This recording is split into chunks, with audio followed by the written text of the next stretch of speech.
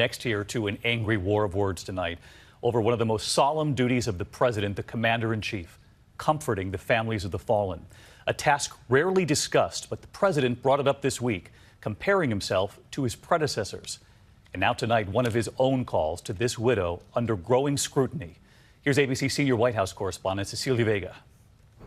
Maisha Johnson was there to receive her husband's remains, their 6-year-old daughter by her side. Johnson, 6 months pregnant with their third child. As she wept over Sergeant LaDavid Johnson's flag-draped coffin, she gave a last kiss. Just moments before, that phone call from President Trump.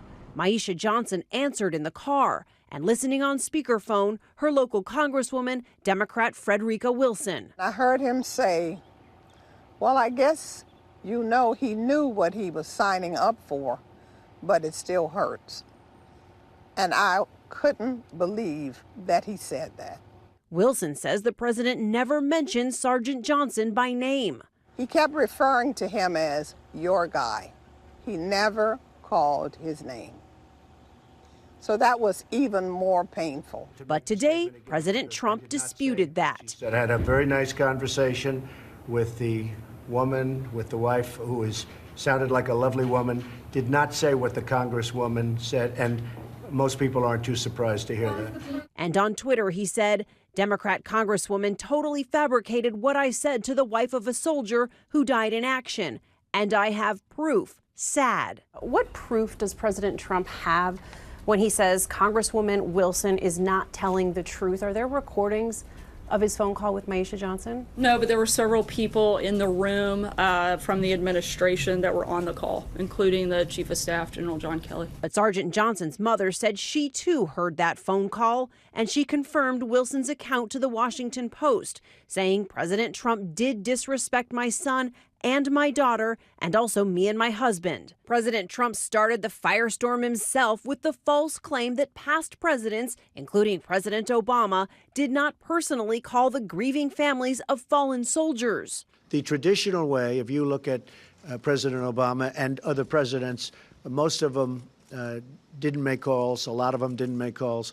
I like to call when it's appropriate, when I think I'm able to do it.